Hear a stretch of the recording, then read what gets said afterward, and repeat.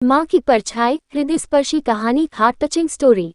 सुबह का वक्त था। सूरज की लाल किरणें दिन की शुरुआत कर रही थी। हरे भरे पेड़ों पर पंछी मीठे सुर में गुनगुना रहे थे। ऐसे निसर्गरम्य वातावरण में सरस्वती अनाथ आश्रम छोटे बच्चों की सेवा कर रहा था। कभी कभार शायद माँ का प्यार भी कम पड़ जाए, लेकिन इस आश्रम में बच्चों को मिलने वाले प्यार में कभी कमी नहीं आती थी। सूरज की कोमल धूप में मात्र 15 से 16 साल की पीहू सूरज को एकटक निहार रही थी। तभी उतने में उसे एक ख्याल आया। सूरज जैसे जैसे ढलता जाता है वैसे वैसे परछाइयों को पीछे छोड़ता जाता है, और पीछे छूटी हताश परछाई फिर से उगते सूरज की राह देखते हुए रोती रहती है। इस विचार से पीहू का मन भर आया और उसे अपनी माँ की याद आई।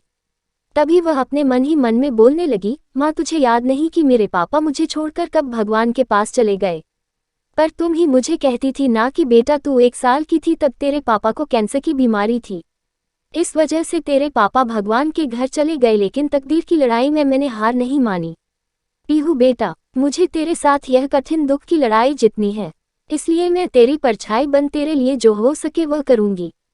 वक्त आने पर मैं लोगों के घर के काम भी करूंगी, पर तुझे बहुत पाऊंगी, तुझे बड़ा बनाऊंगी। मैं तेरे पापा के सपने को वास्तव में लाऊंगी। तेरे पापा की बहुत इच्छा थी कि हमारी छोटी सी पीहू बड़ी होकर पायलट बने, लेकिन जिंदगी में ऊंचा उठने के लिए तेरे पापा से तेरे पंखों को मिलने वाली ताकत तेरे पापा के जाने से टूट गई। लेकिन माँ, इतने बड़े दुख के रेगिस्तान में मैं सुख की परछाई ढूंढ रही थी। मेरे इन पंखों को बल देती माँ। लेकिन क्यों माँ, क्यों मेरे पंखों को बल देने से पहले मुझे क्यों छोड़कर चली गई? पापा की तो पितृछाया मुझे ना मिल सकी, पर तू तो मेरी परछाई बनकर जी रही थी। फिर क्यों तू भी मुझे छोड़कर चली गई? लेकिन तेरे जाने से मैं तेरी ममता से जुड़ी रही, तेरे प्यार की परछाई ढूंढते हुए दुख के रेगिस्तान में अकेली रही। अब मेरे पापा के सपनों को साकार करने के लिए कौन मुझे ताकत देगा? बोलना माँ। पीहू मन ही मन बोल रही थी। तभी उतने में प्यार और ममता से सभी लड़का लड़कियों से बर्ताव करने वाली सीमा मैडम ढूंढते हुए पीहू को देखने आई और प्यार से बोली, बेटा क्या हुआ, क्यों रो रही हो? तभी पीहू अपने आंसू पोंछते हुए बोली, मैडम, मुझे अपनी माँ की बहुत याद आ रही है। तभी सीमा मैडम ने पीहू को अपने सीने से लगाया।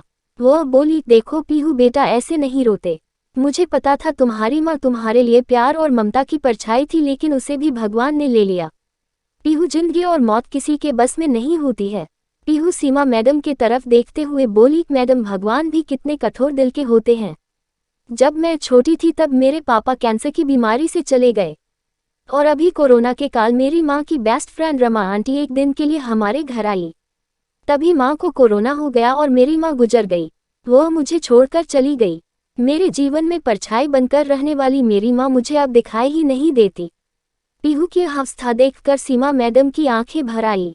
फिर भी सीमा मैडम पीहू को दुख भरे स्वर में बोली, यह देखो पीहू बेटा, जिस टाइम तेरे गांव के सरपंच ने तुम्हें इस आश्रम में लाया तब उन्होंने तुम्हारी जिंदगी की सब कर्म कहानी बताई थी। इसी कारण से मैं तुम्हें अकेले नहीं छोड़ती हूँ, लेकिन इसके आगे मैं तुम्हारी माँ बनकर, तुम्हारी परछाई बनकर जिंदगी जीना चाहती हूँ।